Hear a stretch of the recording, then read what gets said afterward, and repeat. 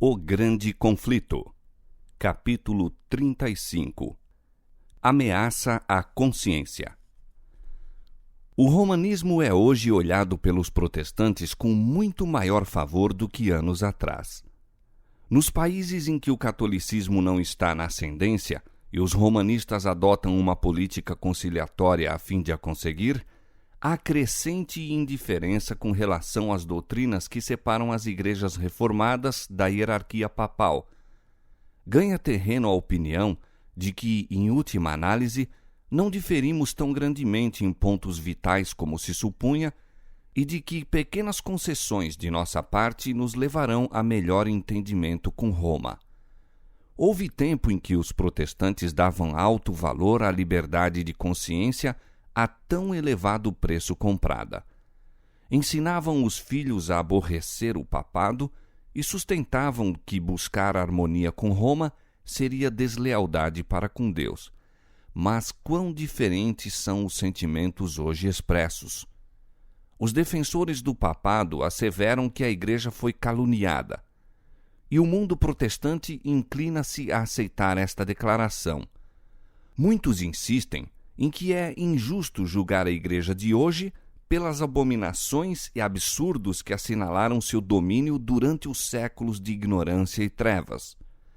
Desculpam sua horrível crueldade como sendo o resultado da barbárie dos tempos e alegam que a influência da civilização moderna lhe mudou os sentimentos. Olvidaram estas pessoas a pretensão da infalibilidade sustentada há 800 anos por esse altivo poder?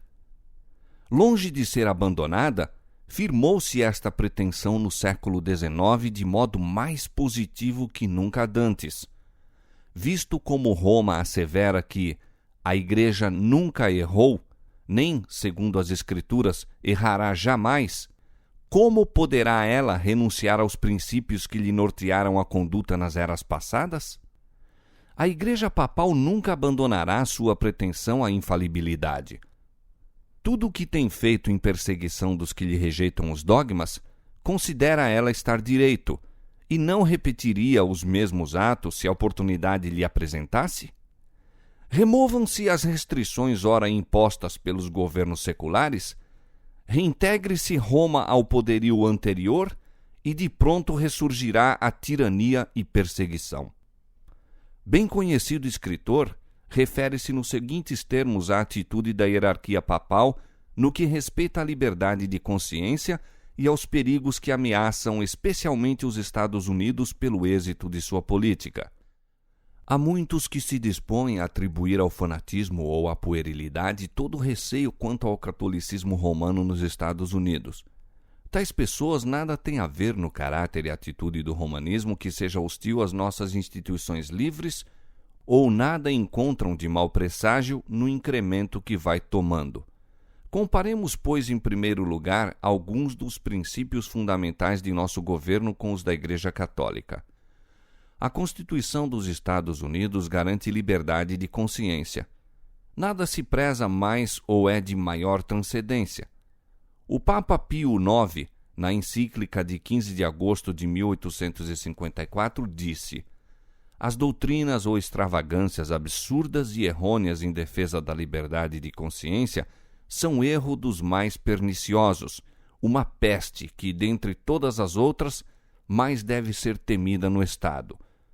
O mesmo Papa, na encíclica de 8 de dezembro de 1864, anatematizou os que defendem a liberdade de consciência e de culto e também todos os que afirmam que a Igreja não pode empregar a força.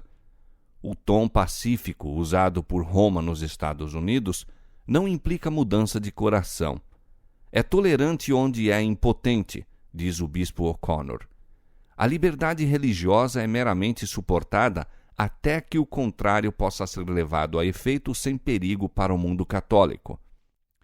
O arcebispo de São Luís disse certa vez: a heresia e a incredulidade são crimes, e em países cristãos como a Itália e a Espanha, por exemplo, onde todo o povo é católico e onde a religião católica é parte essencial da lei da nação, são elas punidas como os outros crimes.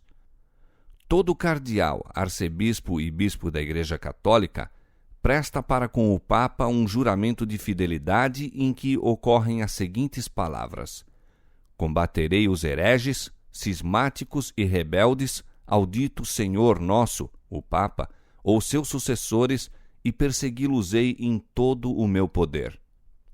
É certo que há verdadeiros cristãos na comunhão católico-romana.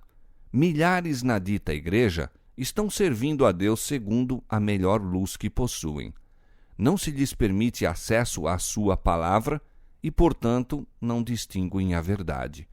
Nunca viram o contraste entre um verdadeiro culto prestado de coração e um conjunto de meras formas e cerimônias. Deus olha para essas almas com compadecida ternura, educadas como são em uma fé que é ilusória e não satisfaz. Fará com que raios de luz penetrem as densas trevas que a cercam. Revelar-lhes-á a verdade como é em Jesus, e muitos ainda se unirão ao seu povo. Mas o romanismo, como sistema, não se acha hoje em harmonia com o Evangelho de Cristo mais do que em qualquer época passada de sua história. As igrejas protestantes estão em grandes trevas, pois, do contrário, discerniriam os sinais dos tempos. São de grande alcance os planos e modos de operar da Igreja de Roma. Emprega todo expediente para estender a influência e aumentar o poderio, preparando-se para um conflito feroz e decidido a fim de readquirir o domínio do mundo, restabelecer a perseguição e desfazer tudo que o protestantismo fez. O catolicismo está a ganhar terreno de todos os lados. Vede o número crescente de igrejas e capelas nos países protestantes. Notai a popularidade de seus colégios e seminários na América, tão extensamente patrocinados pelos protestantes. Pensai no crescimento do ritualismo na Inglaterra e nas frequentes deserções para as fileiras dos católicos. Estas coisas deveriam despertar a ansiedade de todos os que prezam os puros princípios do Evangelho. Os protestantes têm se intrometido com o papado, patrocinando-o. Têm usado de transigência e feito concessões que os próprios romanistas se surpreendem de ver e não compreendem.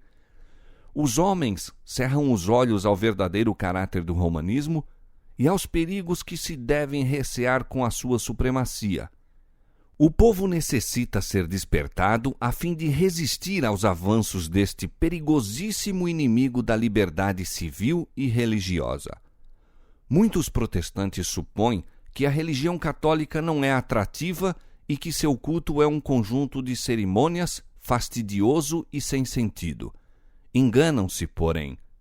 Embora o romanismo se baseie no engano, não é impostura grosseira e desprovida de arte. O serviço religioso da Igreja Romana é um cerimonial assaz impressionante.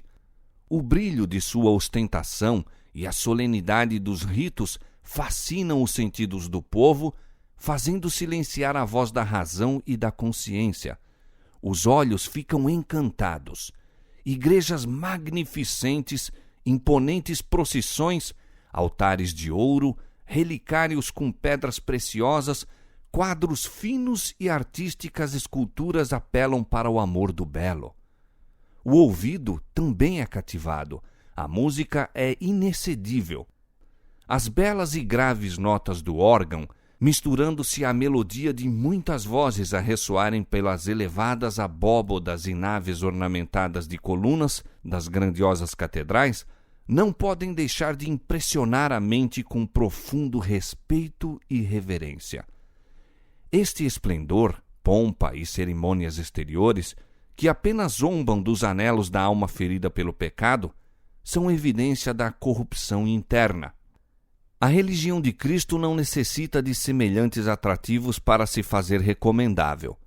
À luz que promana da cruz, o verdadeiro cristianismo apresenta-se tão puro e adorável que decorações externas nenhumas poderão encarecer-lhe o verdadeiro valor. É a beleza da santidade, o espírito manso e quieto que é precioso diante de Deus. O fulgor do estilo não é necessariamente índice de pensamento puro elevado. Altas concepções de arte, delicado apuro de gosto, existem a miúde em espíritos que são terrenos e sensuais. São frequentemente empregados por Satanás a fim de levar homens a esquecer-se das necessidades da alma, a perder de vista o futuro e a vida imortal, a desviar-se do infinito auxiliador e a viver para este mundo unicamente. Uma religião de exibições externas é atraente ao coração não renovado. A pompa e cerimonial do culto católico tem um sedutor, fascinante poder pelos quais são enganados muitos que chegam a considerar a Igreja Romana como a própria porta do céu. Ninguém, a não ser os que têm os pés firmados nos fundamentos da verdade e o coração renovado pelo Espírito de Deus, se acha ao abrigo de sua influência. Milhares que não têm um conhecimento experimental de Cristo serão levados a aceitar as formas da piedade sem a sua eficácia. Esta é a religião que precisamente desejam as multidões. A pretensão da Igreja ao direito de perdoar leva o romanismo a sentir-se com liberdade de pecar, e a ordenança da confissão, sem a qual o perdão não é conferido, tende igualmente a dar livre curso ao mal.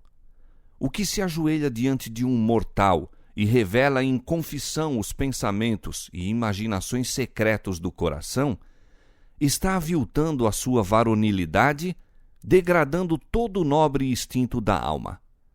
Desvendando os pecados de sua vida a um sacerdote, mortal, falível pecador e muito frequentemente corrompido pelo vinho e licenciosidade, sua norma de caráter é rebaixada e, como consequência, fica contaminado.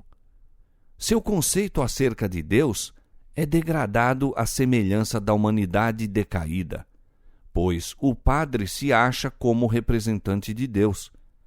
Esta degradante confissão de homem para homem é a fonte secreta donde têm fluído muitos dos males que aviltam o mundo e o preparam para a destruição final. Todavia, para o que ama a satisfação própria, é mais agradável confessar a um semelhante mortal do que abrir a alma a Deus. Fica mais a gosto da natureza humana fazer penitência do que renunciar ao pecado.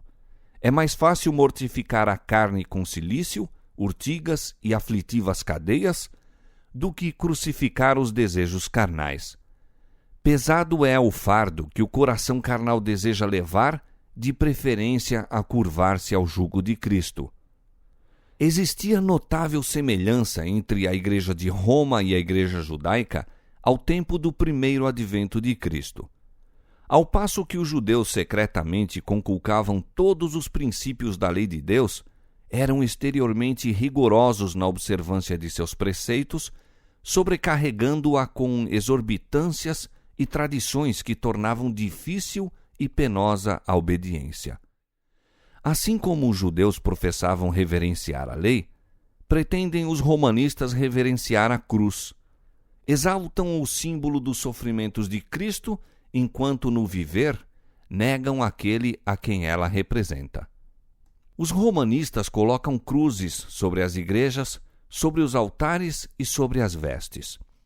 Por toda parte se vê a insígnia da cruz. Por toda parte é ela exteriormente honrada e exaltada. Mas os ensinos de Cristo estão sepultados sob um montão de tradições destituídas de sentido, falsas interpretações e rigorosas exigências. As palavras do Salvador relativas aos fanáticos judeus aplicam-se com maior força ainda aos chefes da Igreja Católica Romana. Atam fardos pesados e difíceis de suportar e os põem aos ombros dos homens. Eles, porém, nem com o dedo os querem mover. Mateus 23, 4.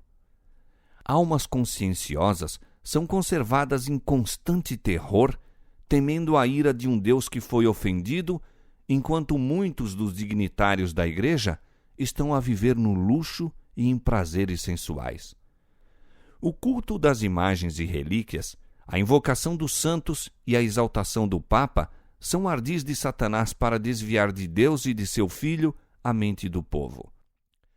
Para efetuar sua ruína, esforça-se por arredar sua atenção daquele por meio de quem unicamente podem encontrar salvação. Dirigirá as almas para qualquer objeto pelo qual possa ser substituído aquele que disse: Vinde a mim todos os que estáis cansados e oprimidos, e eu vos aliviarei. Mateus 11, 28. É o constante esforço de Satanás representar falsamente o caráter de Deus, a natureza do pecado e os resultados finais em jogo no grande conflito. Seus sofismas diminuem a obrigação da lei divina, dando ao homem licença para pecar. Ao mesmo tempo, fala Satanás acariciar falsas concepções acerca de Deus, de maneira que o considera com temor e ódio, em vez de amor. A crueldade inerente ao seu próprio caráter é atribuída ao Criador. Aparece incorporada aos vários sistemas de religião e expressa nas diversas formas de culto. Sucede assim que a mente dos homens é cegada e Satanás deles se aproveita como agentes para guerrear contra Deus. Por meio das concepções pervertidas acerca dos atributos divinos, foram as nações gentílicas levadas a crer serem os sacrifícios humanos necessários para alcançar o favor da divindade, e horríveis crueldades têm sido perpetradas sob as várias formas de idolatria. A Igreja Católica Romana, unindo as formas do paganismo com as do cristianismo, e a semelhança do primeiro, representando falsamente o caráter de Deus, tem recorrido a práticas não menos cruéis e revoltantes. Nos dias da supremacia de Roma, houve instrumentos de tortura para forçar o assentimento às suas doutrinas. Houve a fogueira para os que não queriam admitir suas exigências. Houve massacres em proporções que jamais serão conhecidos até que se revelem no dia do juízo. Os dignitários da Igreja, dirigidos por seu chefe, Satanás, dedicavam-se a inventar meios para produzir a maior tortura possível antes de pôr termo à vida das vítimas. Em muitos casos, o processo infernal era repetido ao limite extremo da resistência humana, até que a natureza capitulava na luta e o sofredor saudava a morte como doce alívio. Esta era a sorte dos que discordavam de Roma. Para os seus adeptos tinha ela a disciplina do açoite, da fome, das austeridades corporais de todas as formas imagináveis, cujo aspecto punge o coração. Para conseguir o favor do céu, os penitentes violavam as leis de Deus, transgredindo as leis da natureza. Eram ensinados a romper com os laços que ele fizera para abençoar e alegrar a permanência do homem na terra. Os cemitérios das igrejas contêm milhões de vítimas que passaram a vida em vãos esforços para subjugar as afeições naturais, para reprimir, como se fosse ofensivo a Deus, todo pensamento e sentimento de simpatia para com o semelhante.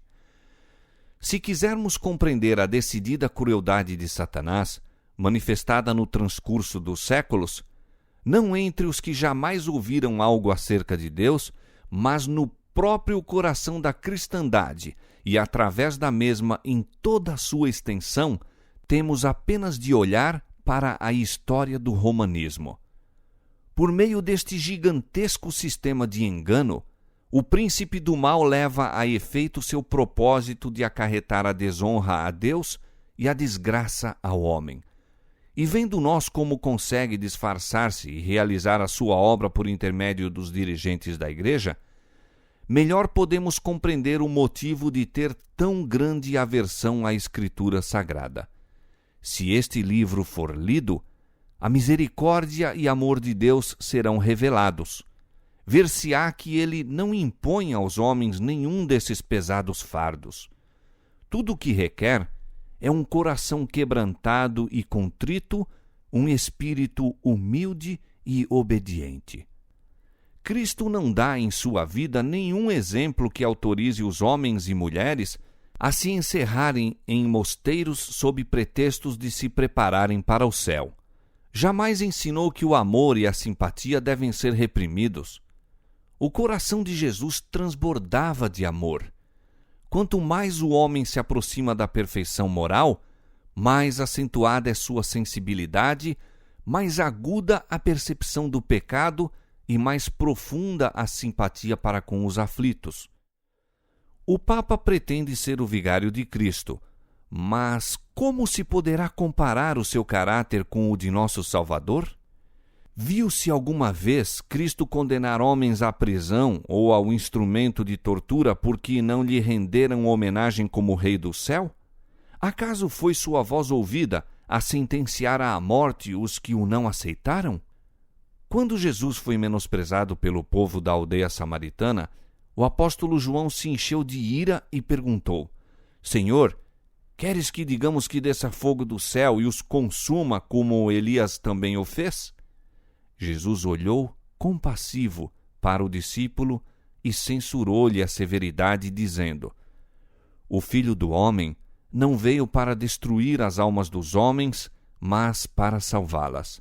Lucas capítulo 9, versos 54 e 56. Quão diferente do Espírito manifestado por Cristo é o do seu professo vigário. A Igreja de Roma apresenta hoje ao mundo uma fronte serena, cobrindo de justificações o registro de suas horríveis crueldades. Vestiu-se com roupagens de aspecto cristão, não mudou, porém. Todos os princípios formulados pelo papado em épocas passadas existem ainda hoje. As doutrinas inventadas nas tenebrosas eras ainda são mantidas. Ninguém se deve iludir. O papado que os protestantes hoje se acham tão prontos para honrar é o mesmo que governou o mundo nos dias da Reforma, quando homens de Deus se levantavam com perigo de vida a fim de denunciar sua iniquidade. Possui o mesmo orgulho e arrogante presunção que dele fizeram senhor sobre reis e príncipes e reclamaram as prerrogativas de Deus. Seu espírito não é menos cruel e despótico hoje do que quando arruinou a liberdade humana e matou os santos do Altíssimo. O papado é exatamente o que a profecia declarou que havia de ser: a apostasia dos últimos tempos, 2 Tessalonicenses capítulo 2, versos 3 e 4. Faz parte de sua política assumir o caráter que melhor cumpra o seu propósito, mas sob a aparência variável do camaleão, oculta o invariável veneno da serpente. Não se deve manter a palavra empenhada aos hereges, nem com pessoas suspeitas de heresias, declara Roma. Deverá esta potência, cujo registro milenar se acha escrito com o sangue dos santos, ser hoje reconhecida como parte da Igreja de Cristo? Não é sem motivo que se tem feito nos países protestantes a alegação de que o catolicismo difere hoje menos do protestantismo do que nos tempos passados. Houve uma mudança, mas esta não se verificou no papado. O catolicismo, na verdade, em muito se assemelha ao protestantismo que hoje existe, pois o protestantismo moderno muito se distancia daquele dos dias da Reforma. Tendo estado as igrejas protestantes à procura do favor do mundo, a falsa caridade lhes cegou os olhos. Não veem senão que é direito julgar bem de todo o mal. E como resultado inevitável, julgarão finalmente mal de todo o bem. Em vez de permanecerem em defesa da fé que uma vez foi entregue aos santos, estão hoje, por assim dizer, justificando Roma por motivo de sua opinião inclemente para com ela e rogando perdão pelo seu fanatismo. Uma numerosa classe, mesmo dentre os que consideram o romanismo sem favor, pouco perigo percebe em seu poderio e influência. Muitos insistem em que as trevas intelectuais e morais que prevaleceram durante a Idade Média favoreceram a propagação de seus dogmas, superstições e opressão, e que a inteligência maior dos tempos modernos, a difusão geral do saber e a crescente liberalidade em matéria de religião vedam o avivamento da intolerância e tirania. O próprio pensamento de que tal estado de coisas venha a existir nesta era esclarecida é ridicularizado. É verdade que grande luz intelectual, moral e religiosa resplandece sobre esta geração. Das páginas abertas da Santa Palavra de Deus, tem-se derramado luz do céu sobre o mundo. Mas cumpre lembrar que quanto maior a luz concedida, maiores as trevas dos que a pervertem ou rejeitam. Um estudo da Escritura Sagrada feito com oração mostraria aos protestantes o verdadeiro caráter do papado e os faria aborrecê-lo e evitá-lo. Mas muitos são tão sábios em seu próprio conceito que não sentem necessidade de humildemente buscar a Deus para que possam ser levados à verdade. Posto que, se orgulhando de sua ilustração, são ignorantes tanto sobre as Escrituras como a respeito do poder de Deus. Precisam de algum meio de acalmar a consciência e buscam o que menos espiritualmente humilhante é. O que desejam é um modo de esquecer a Deus que passe por um modo de lembrar-se dele. O papado está bem adaptado a satisfazer as necessidades de todos estes. Está preparado para as duas classes da humanidade, abrangendo o mundo quase todo: os que desejam salvar-se pelos próprios méritos e os que desejam ser salvos em seus pecados. Eis aqui o segredo de seu poder. Uma época de grandes trevas intelectuais demonstrou-se favorável ao êxito do papado. Provar-se-á ainda que um tempo de grande luz intelectual é igualmente favorável a seu triunfo. Nos séculos antigos, quando os homens estavam sem a palavra de Deus e sem conhecimento da verdade, seus olhos estavam vendados e milhares se enredavam, não vendo a cilada que lhes era armada sob os pés. Nesta geração, muitos há cujos olhos se tornam ofuscados pelo resplendor das especulações humanas, da falsamente chamada ciência. Não percebem a rede e nela caem tão facilmente como se estivessem de olhos vendados. É o intuito de Deus que as faculdades intelectuais do homem sejam tidas na conta de um dom proveniente de seu Criador e empregadas no serviço da verdade e da justiça. Mas quando são acariciados o orgulho e a ambição, e os homens exaltam as suas próprias teorias acima da palavra de Deus, pode então a inteligência causar maior dano que a ignorância. Assim, a falsa ciência da atualidade, que mina a fé nas Escrituras Sagradas, mostrar-se-á tão bem-sucedida no preparar o caminho para a aceitação do papado com seu formalismo aprazível, como o fez a retenção do saber ao abrir o caminho para o seu engrandecimento na Idade Média. No movimento ora em ação nos Estados Unidos, a fim de conseguir para as instituições e usos da Igreja o apoio do Estado, os protestantes estão a seguir as pegadas dos romanistas. Na verdade, mais que isto, estão abrindo a porta para o papado a fim de adquirir na América protestante a supremacia que perdeu no Velho Mundo. E o que dá maior significação a este movimento é o fato de que o principal objeto visado é a obrigatoriedade da observância do domingo, prática que se originou com Roma e que ela alega como sinal de sua autoridade. É o espírito do papado, espírito de conformidade com os costumes mundanos, com a veneração das tradições humanas acima dos mandamentos de Deus, que está embebendo as igrejas protestantes e levando-as a fazer a mesma obra de exaltação do domingo, a qual antes delas fez o papado. Se o ouvinte deseja compreender que agentes atuarão na luta prestes a vir, não tem senão que investigar o relato dos meios que Roma empregou com o mesmo fito nos séculos passados. Se quiser saber como romanistas e protestantes unidos tratarão os que rejeitarem seus dogmas, Veja o espírito que Roma manifestou em relação ao sábado e seus defensores. Editos reais, concílios gerais e ordenanças eclesiásticas, apoiadas pelo poder secular, foram os passos por que a festividade cristã alcançou posição de honra no mundo cristão. A primeira medida de ordem pública impondo a observância do domingo foi a lei feita por Constantino.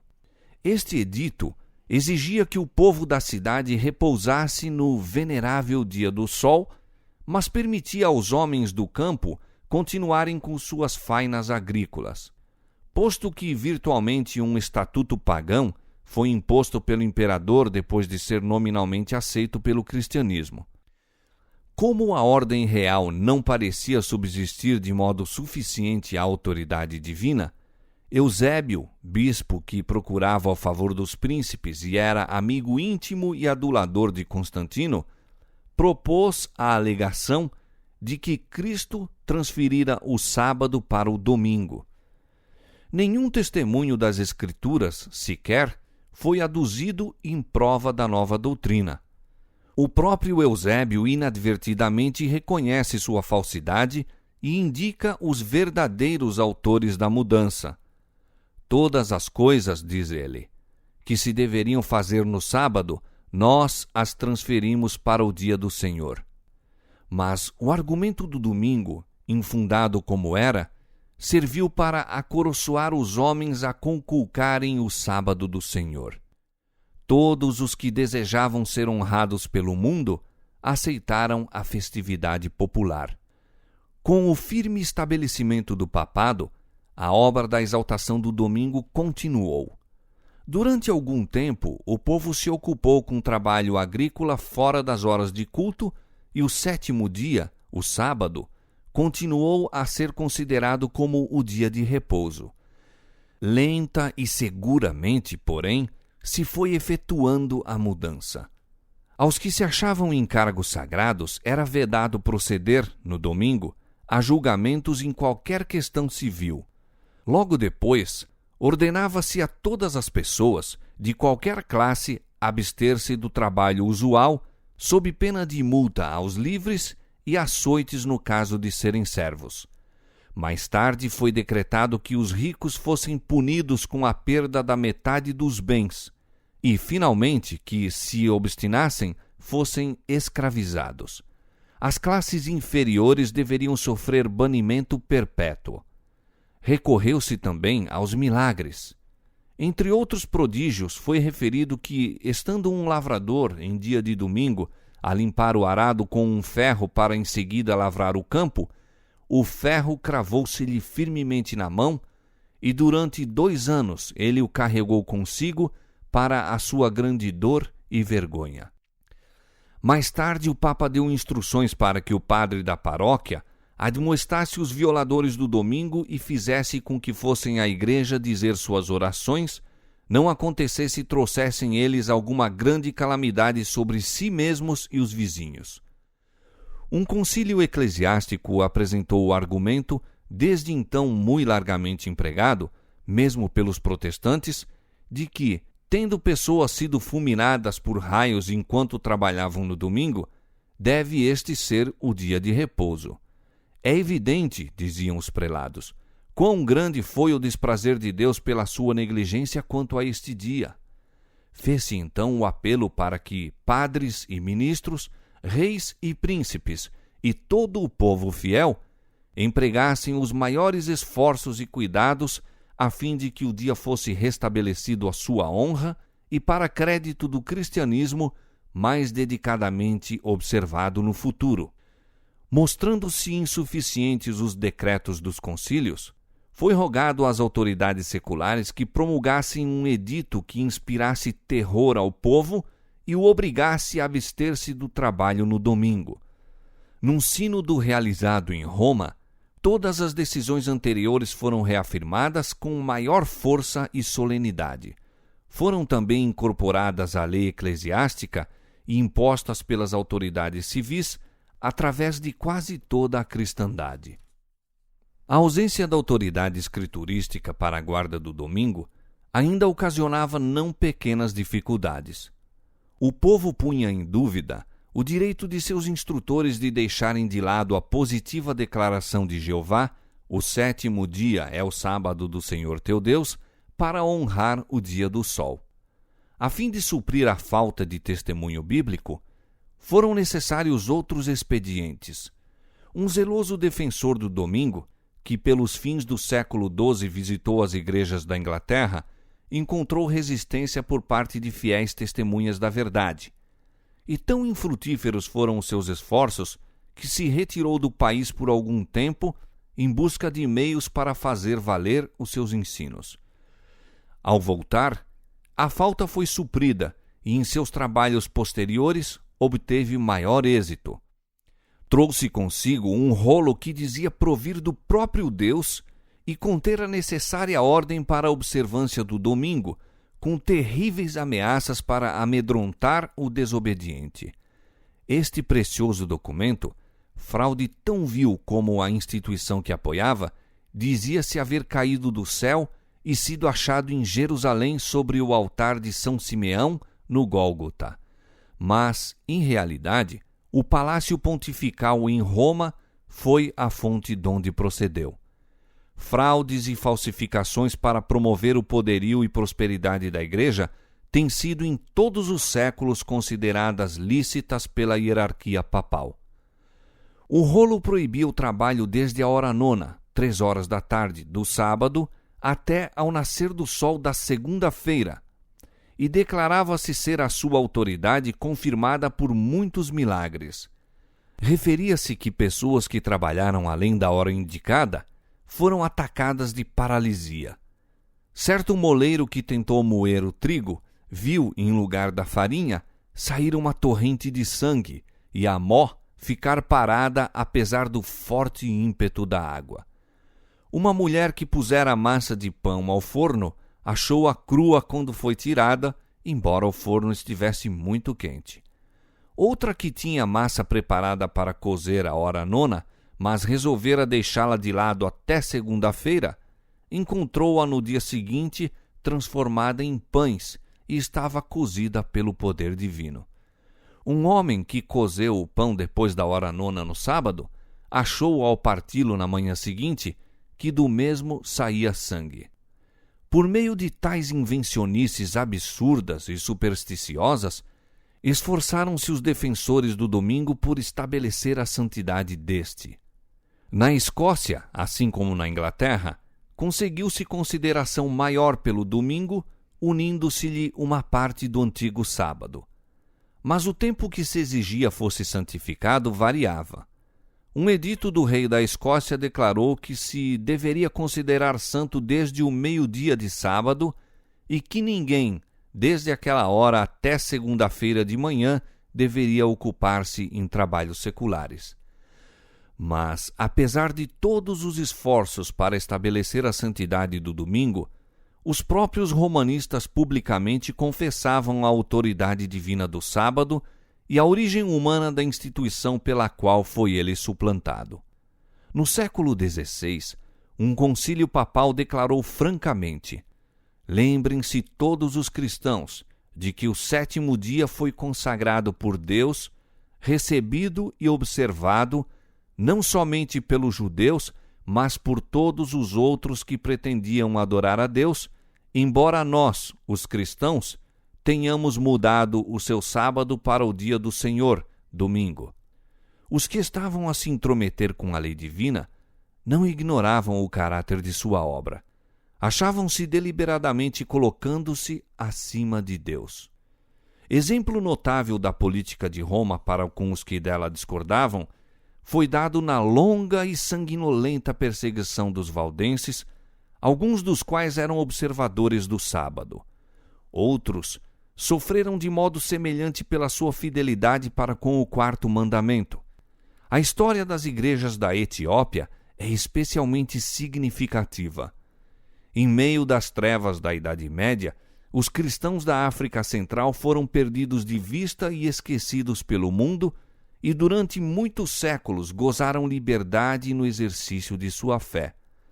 Mas, finalmente, Roma soube de sua existência e o imperador da Abissínia foi logo induzido a reconhecer o Papa como vigário de Cristo.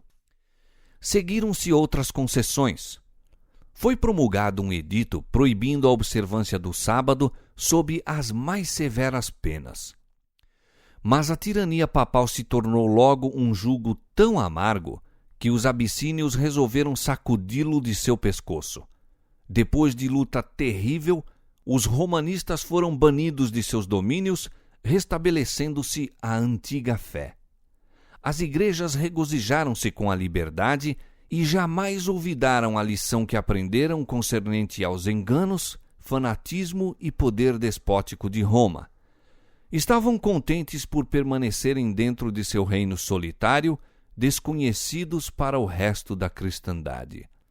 As igrejas da África observavam o sábado como este fora guardado pela Igreja Papal antes de sua completa apostasia. Enquanto guardavam o 7º dia em obediência ao mandamento de Deus, abstinham-se de trabalhar no domingo em conformidade com o costume da Igreja.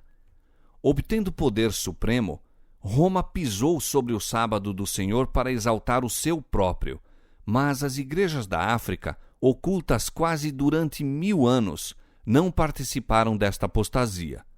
Quando postas sob o domínio de Roma, foram obrigadas a deixar de lado o verdadeiro sábado e exaltar o falso. Porém, mal readquiriram a independência, voltaram a obedecer ao 4º mandamento. Estes relatos do passado revelam claramente a inimizade de Roma para com o sábado legítimo e seus defensores e os meios que emprega para honrar a instituição por ela criada. A palavra de Deus ensina que estas cenas devem repetir-se quando os católicos romanos e protestantes se unirem para a exaltação do domingo. A profecia do capítulo 13 do Apocalipse declara que o poder representado pela besta de cornos semelhantes aos do cordeiro fará com que a terra e os que nela habitam adorem o papado, ali simbolizado pela besta semelhante ao leopardo. A besta de 2 cornos dirá também aos que habitam na terra que façam uma imagem à besta, e ainda mais, mandará a todos, pequenos e grandes, ricos e pobres, livres e servos, que recebam o sinal da besta. Apocalipse capítulo 13, versos 11 a 16. Mostrou-se que os Estados Unidos são o poder representado pela besta de cornos semelhantes aos do cordeiro e que esta profecia se cumprirá quando aquela nação impuser a observância do domingo, que Roma alega ser um reconhecimento especial de sua supremacia. Mas nesta homenagem ao papado, os Estados Unidos não estarão sós. A influência de Roma nos países que uma vez já lhe reconheceram o domínio está ainda longe de ser destruída. E a profecia prevê uma restauração de seu poder. Vi uma de suas cabeças como ferida de morte, e a sua chaga mortal foi curada, e toda a terra se maravilhou após a besta. Apocalipse capítulo 13, verso 13. A inflição da chaga mortal indica a queda do papado em 1798. Depois disto, diz o profeta, a sua chaga mortal foi curada, e toda a terra se maravilhou após a besta. Paulo declara expressamente que o homem do pecado perdurará até ao 2º advento, 2 Tessalonicenses 2, 8. Até mesmo ao final do tempo, prosseguirá com a sua obra de engano. E diz o escritor do Apocalipse, referindo-se também ao papado: adoraram-na todos os que habitam sobre a terra, esses cujos nomes não estão escritos no livro da vida. Apocalipse 13, 8. Tanto no Velho como no Novo Mundo, o papado receberá homenagem pela honra prestada à instituição do domingo, que repousa unicamente na autoridade da Igreja de Roma. Durante mais de meio século, investigadores das profecias nos Estados Unidos têm apresentado ao mundo este testemunho. Nos acontecimentos que ora estão a ocorrer, percebe-se rápido progresso no sentido do cumprimento da profecia. Com os ensinadores protestantes, há a mesma pretensão de autoridade divina para a guarda do domingo e a mesma falta de provas bíblicas que há com os chefes papais que forjaram os milagres para suprir a falta do mandamento de Deus. A asserção de que os juízos divinos caem sobre os homens por motivo de violarem o repouso dominical será repetida. Já se ouvem vozes neste sentido, e o movimento para impor a observância do domingo está rapidamente ganhando terreno. A sagacidade e a astúcia da Igreja de Roma são surpreendentes. Ela sabe ler o futuro, aguarda o seu tempo, vendo que as igrejas protestantes lhe estão prestando homenagem com o aceitar do falso sábado e se preparam para impô-lo pelos mesmos meios que ela própria empregou em tempos passados. Os que rejeitam a luz da verdade procurarão ainda o auxílio deste poder que a si mesmo se intitula infalível, a fim de exaltarem uma instituição que com ele se originou. Quão prontamente virá esse poder em auxílio dos protestantes nesta obra, não é difícil imaginar. Quem compreende melhor do que os dirigentes papais como tratar com os que são desobedientes à Igreja? A Igreja Católica Romana, com todas as suas ramificações pelo mundo inteiro, forma vasta organização dirigida da sé papal e destinada a servir aos interesses desta. Seus milhões de adeptos em todos os países do globo são instruídos a se manterem sob obrigação de obedecer ao Papa. Qualquer que seja a sua nacionalidade ou governo, devem considerar a autoridade da Igreja acima de qualquer outra autoridade. Ainda que façam juramento prometendo lealdade ao Estado, por trás disto, todavia, jaz o voto de obediência a Roma, absolvendo-os de toda obrigação contrária aos interesses dela. A história testifica de seus esforços, astutos e persistentes, no sentido de insinuar-se nos negócios das nações. E havendo conseguido pé firme, nada mais faz que favorecer seus próprios interesses, mesmo com a ruína de príncipes e povo. No ano 1204, o Papa Inocêncio III arrancou de Pedro II, rei de Aragão, o seguinte e extraordinário juramento: Eu, Pedro, rei dos aragoneses, declaro e prometo ser sempre fiel e obediente a meu senhor, o Papa Inocêncio, a seus sucessores católicos e à Igreja Romana, e fielmente preservar meu reino em sua obediência, defendendo a fé católica e perseguindo a corrupção herética.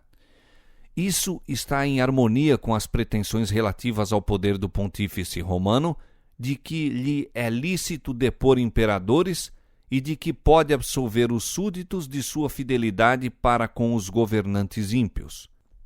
E convém lembrar, Roma jacta-se de que nunca muda. Os princípios de Gregório VII e Inocêncio III ainda são os princípios da Igreja Católica Romana. E tivesse ela tão somente o poder, pô-los-ia em prática com tanto vigor agora como nos séculos passados.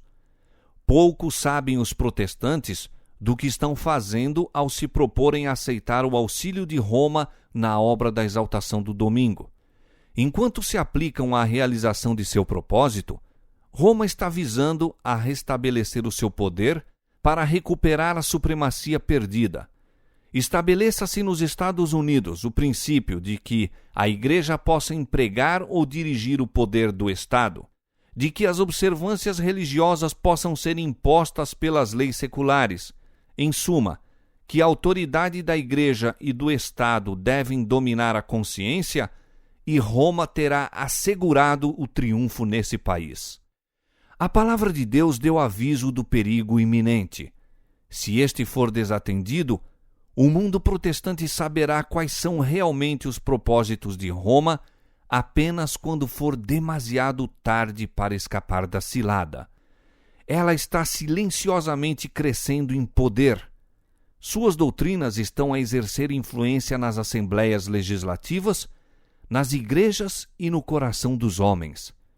Está a erguer suas altaneiras e maciças estruturas, em cujos secretos recessos se repetirão as anteriores perseguições. Sorrateiramente e sem despertar suspeitas, está aumentando suas forças para realizar seus objetivos ao chegar o tempo de dar o golpe. Tudo o que deseja é a oportunidade, e esta lhe está sendo dada. Logo veremos e sentiremos qual é o propósito do romanismo. Quem quer que creia na palavra de Deus e a ela obedeça, incorrerá por esse motivo em censura e perseguição.